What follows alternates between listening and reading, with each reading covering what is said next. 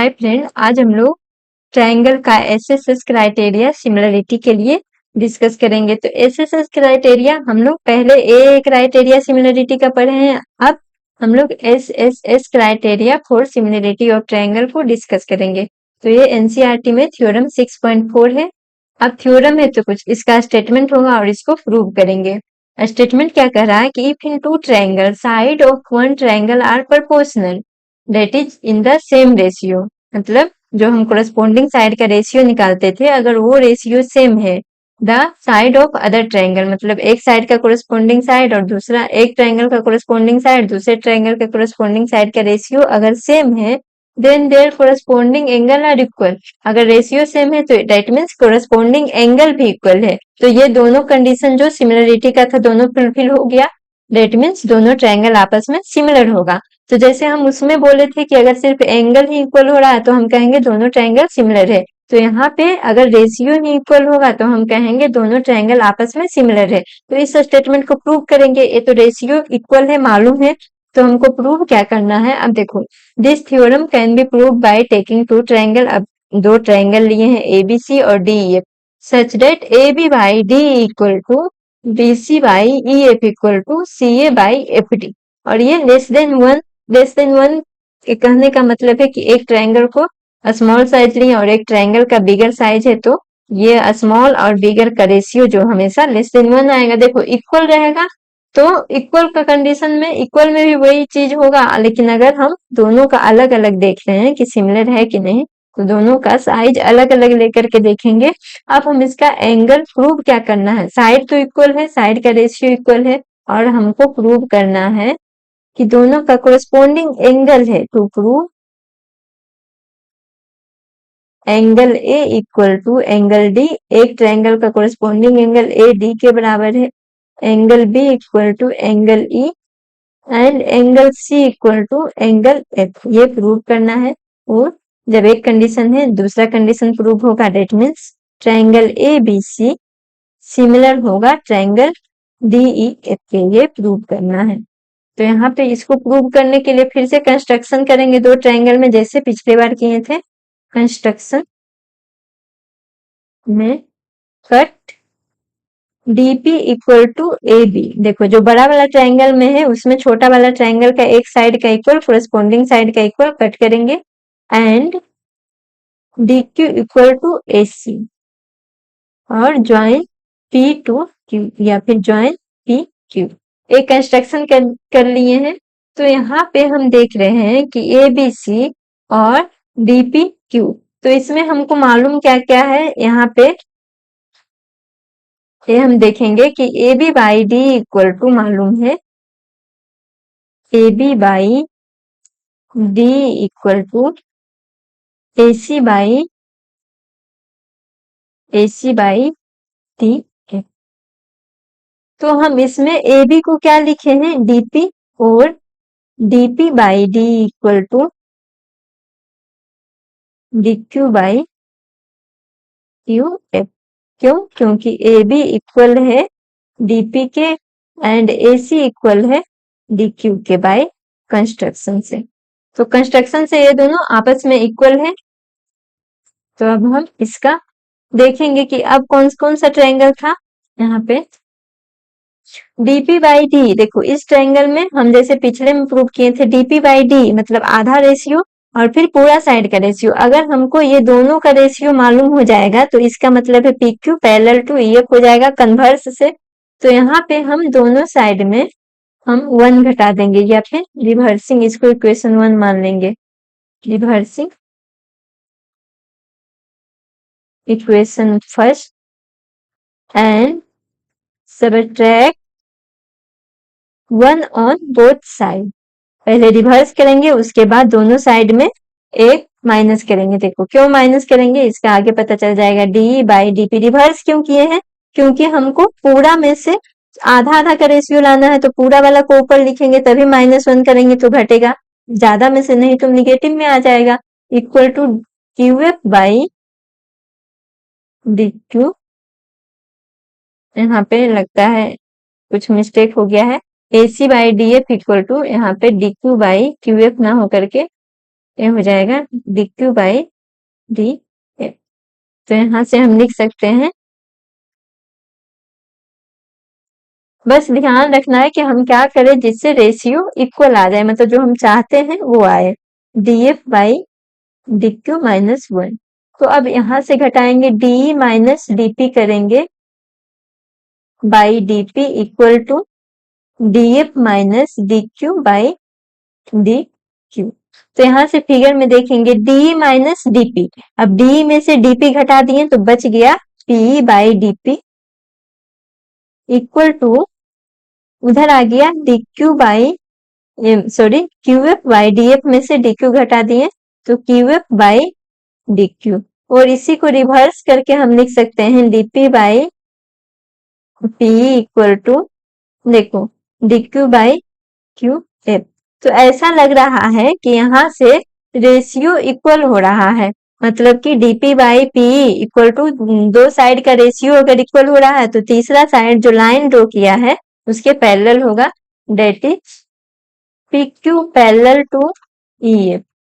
और ये क्यों हुआ, तो उसमें थेल्स थ्योरम लगाए थे, converse of Thales theorem. Thales theorem में पैरेलल लाइन ड्रॉ करते हैं तो रेशियो इक्वल होता है, और कन्वर्स में रेशियो इक्वल होता है तो दोनों लाइन पैरेलल होता है, by converse of Thales theorem या बेसिक प्रोपोर्शनलिटी थ्योरम। अब देखो पी क्यू पैरेलल हो गया ई एफ के, तो जब दो साइड पैरेलल हो गया तो यहाँ से हम लिख सकते हैं that is angle P equal to angle E and angle Q equal to angle Q equal to angle A. हमको प्रूव क्या करना है, देखो ये एंगल आया इसके इक्वल और ये एंगल आया इसके इक्वल, हमको प्रूव करना है कि जो बी है वो ई के इक्वल हो और सी है वो एफ के इक्वल है। तो ये तो इक्वल नहीं आया है, मतलब पी और ई इक्वल है, क्यू और एफ इक्वल है। तो अगर हम किसी तरह से पी और डी को इक्वल कर दें, क्योंकि P इक्वल है E के, तो अगर P और E इक्वल हो जाए डेट मीन्स B और E भी इक्वल हो जाएगा। उसी तरह से Q और F इक्वल है, तो किसी तरह से Q को C के इक्वल कर देंगे तो C और F भी इक्वल हो जाएगा। जब ये दोनों इक्वल होगा तो इसका मतलब AS दोनों ट्रायंगल, इसका मतलब होगा कि दोनों कोरस्पोंडिंग एंगल इक्वल होगा तो दोनों ट्रायंगल सिमिलर होगा। तो यहाँ से लिख सकते हैं, अब इसको क्यों लिखे हैं, क्योंकि ये कोरस्पोंडिंग एंगल है। कोरस्पोंडिंग एंगल किसका किसका है, तो पी क्यू पैरेलल, दो लाइन है P Q parallel to E F with transversal P, एक में ट्रांसवर्सल पी लिए हैं और दूसरे में P Q parallel to E F, Q और एफ किसके बराबर हो रहा है, ट्रांसवर्सल क्यू एफ के। तो यहाँ से ये दोनों एंगल इक्वल हो गया। अब हम लोग ये दोनों ट्रायंगल को इक्वल, क्या हम बोल रहे थे कि P को किसी तरह से B के इक्वल करें और C को Q के इक्वल करें। तो अगर हम किसी तरह से A B C और D P Q को आपस में कंग्रुएंट प्रूव करेंगे तो कोरस्पोंडिंग एंगल इक्वल होगा। तो वही चीज हम आगे इसको प्रोसेस में करेंगे।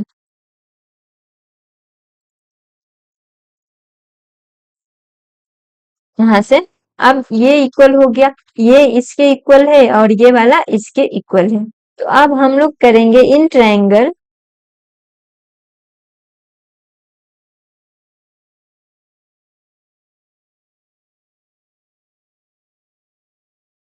दोनों को, हम ट्रायंगल को कंग्रुएंट प्रूव करेंगे।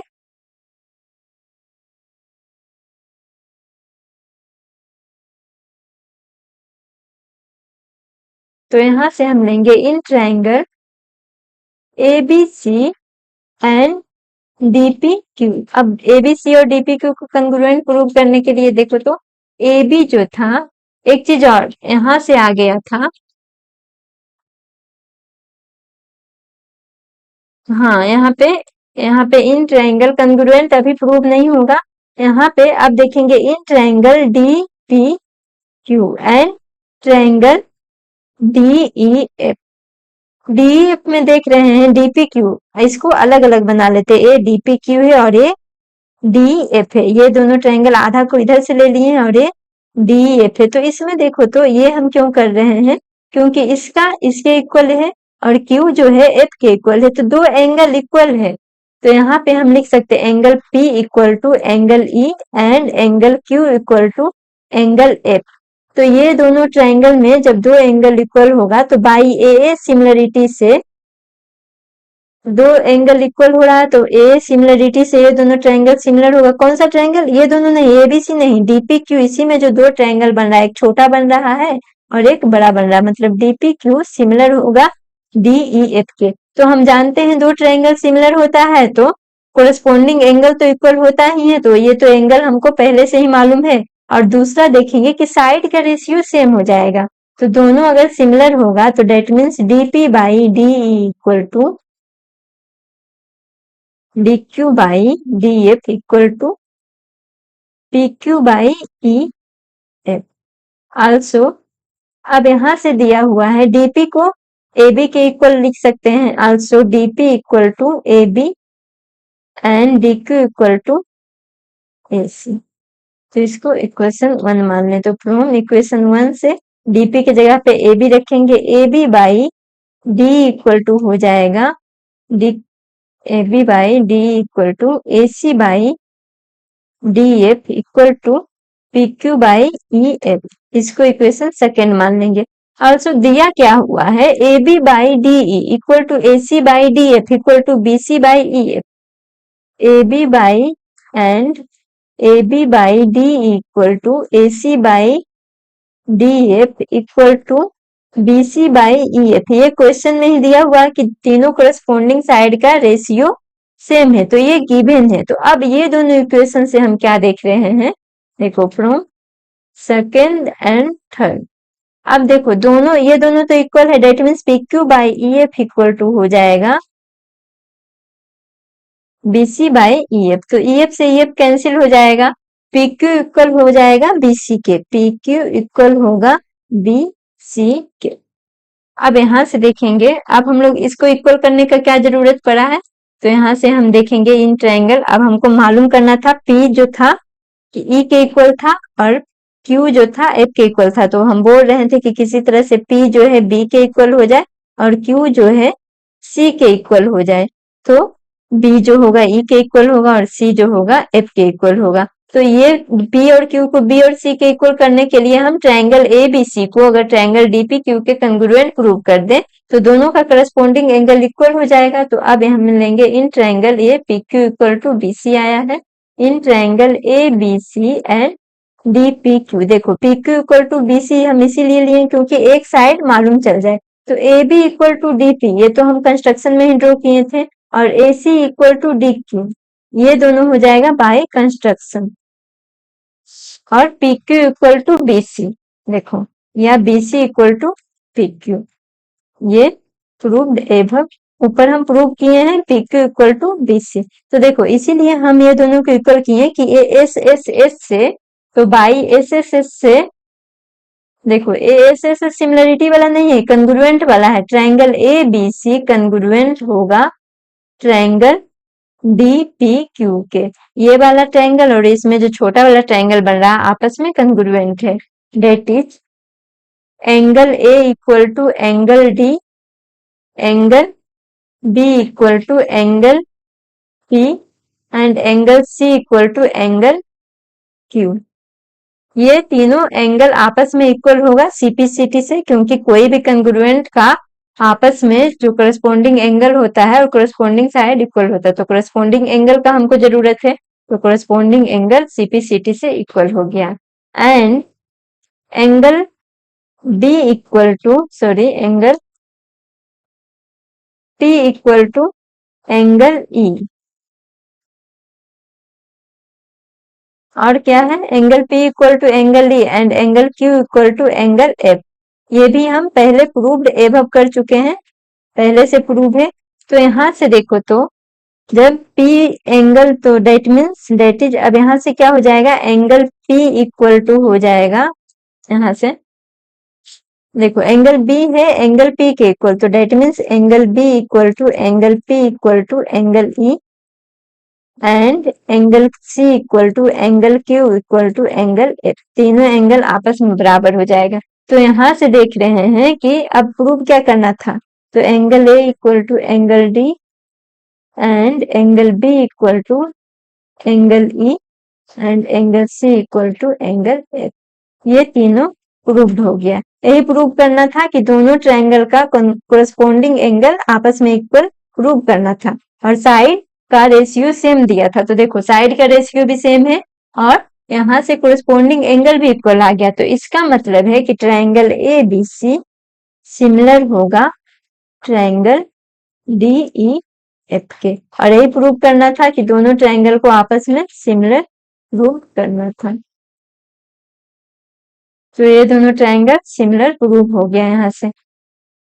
तो यही चीज है कि अगर हम देखेंगे कि दोनों में से देखो SSS और AA दोनों क्राइटेरिया हम पढ़े हैं।